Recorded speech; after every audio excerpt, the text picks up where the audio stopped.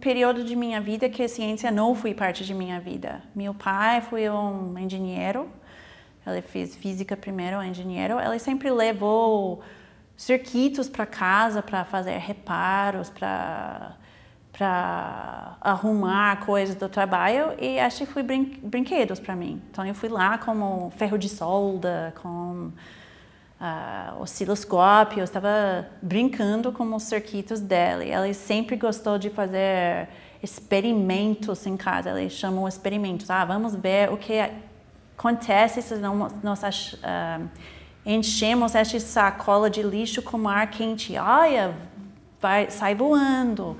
Vamos fazer de novo. Então, foi esses tipos de brincadeiras que eu sempre fiz, e ciência fez parte de minha vida o tempo inteiro. E eu fiz o que nós chamamos Science Fair quando eu era criança, projeto diferente todo ano. Eu fiz todo ano de minha vida, desde provavelmente 12 anos. Eu vou fazer um experimento próprio este ano, e eu estava apresentando para adultos. Então, sempre foi parte de minha vida. Bom, foi um caminho um pouco diferente de o que eu costumo aqui. Eu comecei com física e zoologia. Eu fiz os dois juntos porque eu tenho interesse na interação entre organismos e o ambiente físico. Então, onde você fez isso? Eu fiz isso na Universidade da Flórida, em Gainesville, Flórida. E eu integrei os dois, porque como um organismo muda no ambiente, o ambiente tem mudanças e o organismo tem mudanças. Se um organismo é bem pequeno, não tem as mesmas leis de movimento, por exemplo. Parece você estava andando entre aqui e lá como uma sala cheia de mel para eles. É um ambiente bem diferente. Então, eu gostei dessa ideia de pensando na situação de organismos bem grandes, pensando na situação de organismos bem pequenos, o que eles precisam fazer diferente, o que é o comportamento deles, o que é feito no ambiente. E foi muito interessante para mim. Eu mudei para pesquisa básica de meio ambiente para alguns anos. Estava analisando partículas mudando no ar, como estas partículas chegam perto de playground, ou parquinho, perto de crianças. Se você coloca uma fábrica que está saindo, muitos poluentes estão saindo, está chegando perto de crianças. Esses foi tipo de experimentos que nós estávamos fazendo nesta empresa. Mas depois eu pensei, eu não estou controlando esta pesquisa, eu estou guiado de outra pessoa falando, eu quero que você faça investigação de X. E eu queria decidir. Então eu pensei, ok, eu quero fazer mais com animais. Então eu fui 2 anos trabalhando num parque zoológico. Não é um caminho normal. Foi física, depois meio ambiente, depois parque zoológico. Mas fui analisando o comportamento de primatas na floresta e colocando sensores neles para entender os movimentos deles, o que eles comem, onde eles iam, como eles estão relatando um do outro. Depois desses 2 anos, eu tinha experiência suficiente. Este foi na Carolina do Norte, no Duke Primate Center. É um centro de pesquisa focado em lemuras. Eu estava trabalhando lá 2 anos.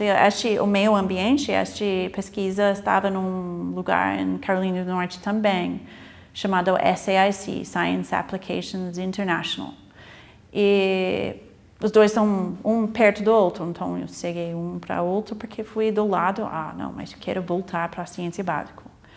Eu fiquei lá 2 anos e tinha experiência suficiente para fazer a aplicação para um laboratório bem específico no North Carolina State University, que fiz sensores para colocar em organismos do mar, no departamento de oceanografia. Foi o laboratório de biotelemetria. E este especificamente o que eu queria. Então, minha experiência estava guiada para fazer isso. E eu entrei neste laboratório e fiquei lá quase 10 anos. Estava criando robôs, basicamente, um instrumento que tinha movimento e este instrumento estava subindo e descendo na coluna de água. Parece ele foi um organismo bem pequeno, um organismo planctônico. Porque ninguém pode colocar um sensor num organismo bem pequeno, não é possível. Então, o que eu precisava foi um jeito de analisar o movimento deles, se eles estão detectando mais salinidade, onde eles querem ir, se eles detectam luz, onde eles querem ir. Porque você sabe o comportamento no laboratório, mas mudando isso para o campo é bem diferente. Este vai determinar se, por exemplo, tem caranguejo, e tem uma população de caranguejo e os larvas planctônicos, os bebezinhos de caranguejo, basicamente, estão indo na água. Como elas estão saindo para a costa, ficando lá um ano e voltando no mesmo área protegida para crescer e ter mais larvas para a próxima geração. É muito estranho, porque eles não têm referência. Então, eu estava criando instrumentos para detectar isso. E ajudando o meu professor de criar outros instrumentos que parecem uma mochila que você coloca na costa de caranguejo.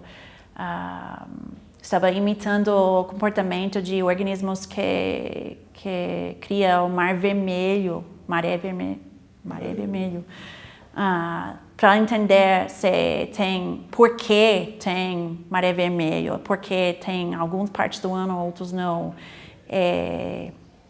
Descobri que foi influência de nutrientes que estava saindo da terra, basicamente humanos que estavam colocando muita grama perto da costa e quando chuva chegou e levou todos esses nutrientes para o mar. Este foi bem interessante de descobrir. E depois eu tinha outras oportunidades durante este período, porque foi muitos anos. E algumas dessas oportunidades foi ajudar no campo de Antártica, para outro projeto que não foi minha, pesquisa de oceanografia química. Eu estava lá para 3 cruzeiros e eu encontrei este laboratório aqui no Instituto Oceanográfico de Paulo Sumida. Eu estava trabalhando junto com ele e eu gostei do trabalho dele muito. Então, quando eu terminei meu doutorado, eu falei para ele, eu quero mudar para o seu laboratório no Instituto Oceanográfico e trabalho com você no fundo do mar. É isso que eu fiz. E agora o que eu estou fazendo aqui é entendendo como os organismos no fundo que não têm movimento, os corais, como eles estão crescendo em alguns lugares e por que neste lugar aqui, mas neste lugar bem perto não. Então eu estou analisando o hidrodinâmico perto de estes recifes de coral para entender o que é diferente entre um lugar que eles estão crescendo um recife enorme, 600 metros, e bem do lado um organismo bem pequenininho, porque deve ser uma diferença. E eu acho que eu sei o que é, mas eu preciso colocar instrumentos para verificar o que eu estou pensando é certo. Para fazer isso, eu estou fazendo uma coisa que eu gosto muito, que é reconstruindo estes recifes em modelos 3D. E depois colocando num modelo para analisar o movimento de água em cima deles, os correntes que estão perto. Basicamente, parece que eu estou trazendo um banco de 20 metros para o laboratório para analisar como eles crescem num lado, como não no outro, onde a corrente está chegando, quanto comida está chegando. E depois eu vou comparar isso com os dados no mundo real, porque eu tenho um lander, um instrumento que está pousado no fundo do mar, observando um destes bancos. Isso lá na Antártida? Não, este é outro campo. Este é a Bacia de Santos e Bacia de Campos. E agora tem um land no Bacia de Campos e está em frente de um recife de coral bem perto do fundo. E eu vou observar o hidrodinâmico perto de um recife de verdade e faz uma comparação com o meu modelo no computador. E vamos ver se eu posso acertar porque tem crescimento na velocidade que ele tem e descobrir por que estes recifes de coral bem fundo existem. Mas o que eu acabei de voltar, Antártica é um ponto interessante, eu acabei de voltar do Antártica ontem. Eu cheguei em Brasil, estou aqui hoje com uma temperatura bem diferente, foi 0 graus lá, hoje é 30, é muito extremo. Então eu estou com um pouco calor hoje. Mas esta pesquisa também é relatado. Eu estou interessado no movimento de larva cruzando a paisagem do Drake. Esta massa de água que existe entre o ponto de sul do América do Sul e Antártica. Então, é um experimento que precisa de muitos anos. Nós estamos no começo. Esta vez, nós fizemos observações de os organismos que estão na Antártica, perto da base do Antártica do Brasil, bem no ponto da península. E este é ponto 0. Nós colocávamos um lander lá com ossos de baleia, que estes organismos provavelmente vai detectar, entrar, começa a comer. E o que nós queremos fazer é colocar mais de estes landers, um tipo diferente do que eu coloquei no Bacia de Campos. Não tem câmera, tem osso de baleia, mas coloca eles cruzando o Drake até o ponto de América do Sul e vamos ver se os mesmos organismos estão todos os ossos de baleia e se estão, como estes larvas chegam. E se não, por que não? Então eu vou fazer uma modelagem de massa de água e as larvas mudando 3D e vamos ver se nós podemos descobrir se estes organismos podem atravessar o Drake em algumas gerações ou não, porque ninguém sabe. Então vai ser interessante, porque eles precisam de lugares para pousar. É uma larva bem pequena, precisa de comida, um mar enorme e tem pouca comida. Então, como eles chegam num osso de baleia que está no fundo aqui, tem um espaço enorme com nada, como ele sobreviveu? É sorte? É uma estratégia? É um tipo de comportamento que aumentar a chance que eles vão chegar nestes ossos de baleia? Ninguém sabe. Então, vai ser um descobrimento novo para todo mundo. E quando eu falo não é só eu, estas pesquisas são sempre junto com outras pessoas. Ninguém pode fazer um projeto este tamanho sem a ajuda de outras pessoas fazendo outros componentes. Eu vou precisar ajuda de pessoas que vai analisar a relação de DNA entre os organismos num lugar ou outro, outras pessoas que vai fazer identificação, eu vou fazer a modelagem. Então, precisa muitas pessoas trabalhando junto para ter respostas para estes tipos de estas perguntas. Você ficou lá na base nova do Brasil? Sim, fiquei lá 6 semanas, uma viagem de 3 meses no total. E foi uma estação muito impressionante. O Brasil deve ter orgulho, porque é o mais moderna, eu acho, é a mais moderna comparando de todas as outras estações lá. Ele não só é novo, bonito, confortável, mas também tem muitas coisas bem pensadas, como nós vamos encher os tanques de óleo. Nós estamos no meio de criando um sistema que pode ser trazido diretamente para o navio e enche todos os tanques de óleo um dia, em vez de 3 dias que precisa agora. Nós vamos mudar, nós temos energia que pode mudar entre solar, energia do vento e combustível e com painel de controle que é tudo automatizado. Então, ele faz estes calculações. Agora eu vou mudar para isso, para conservar a energia. Agora eu vou mudar para isso, para vento, porque tem muito vento hoje. Então, tudo bem pensado. É muito impressionante. Eu estou muito feliz. Tem alguns cientistas que eu encontrei durante minha carreira e as pessoas que têm mais influência são as pessoas que eu conheço. Eu sei que tem muitos cientistas ótimos em outros lugares, mas quando eu encontro uma pessoa e pode ter esta conversa entre eu e eles, sempre tem estas pessoas e você chega conversando com eles e abre janelas.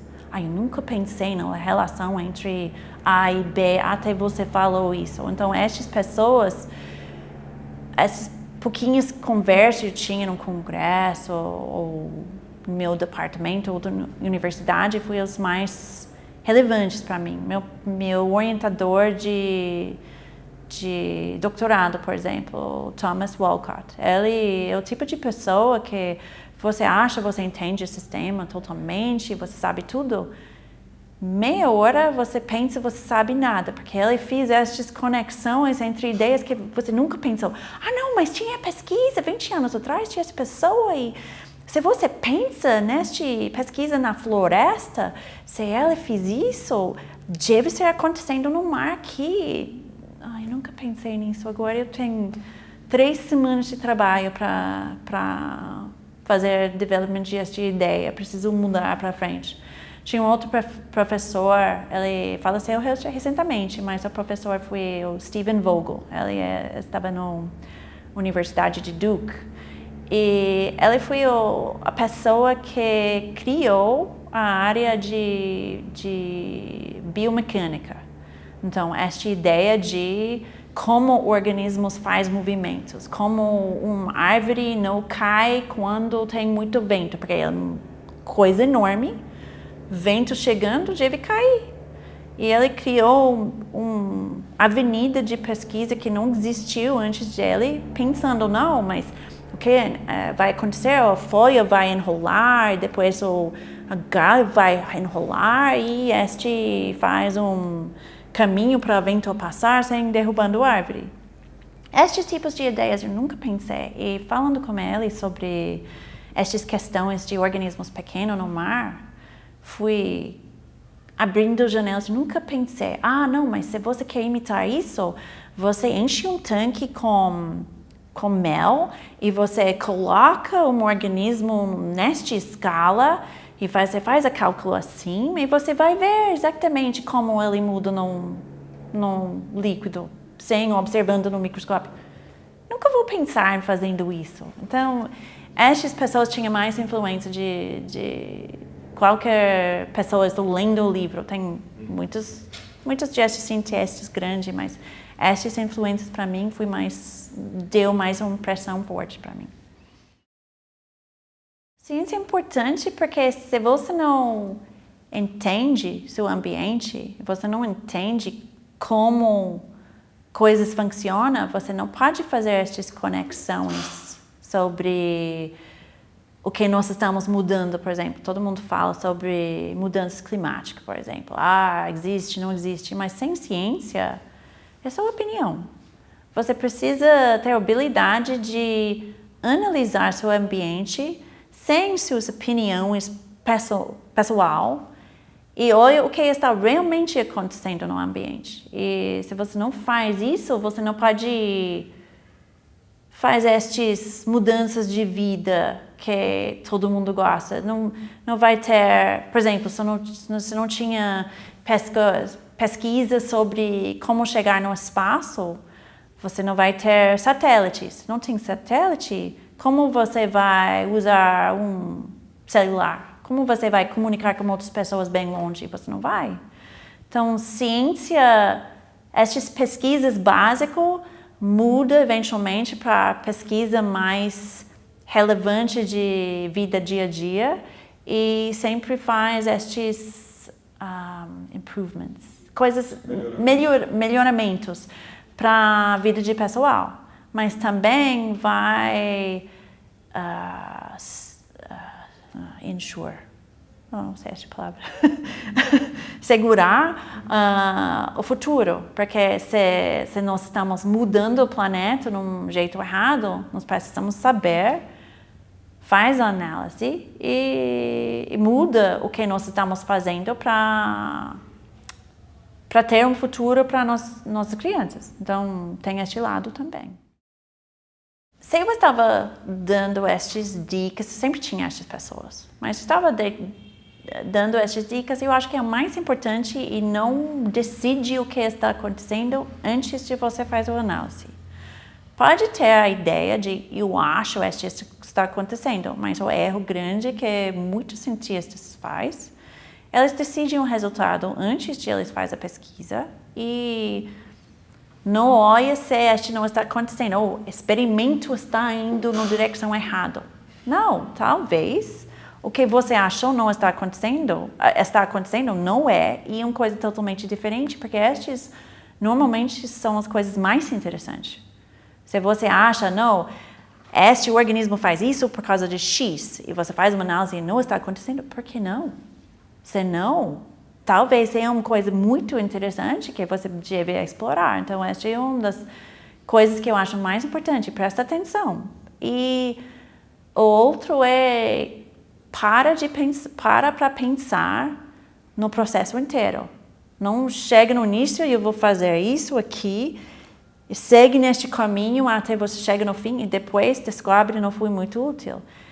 Cada parte de caminho entre o que você quer pesquisar e o produto, pensa, estou chegando lá, talvez tenha um outro método totalmente diferente que é bem melhor.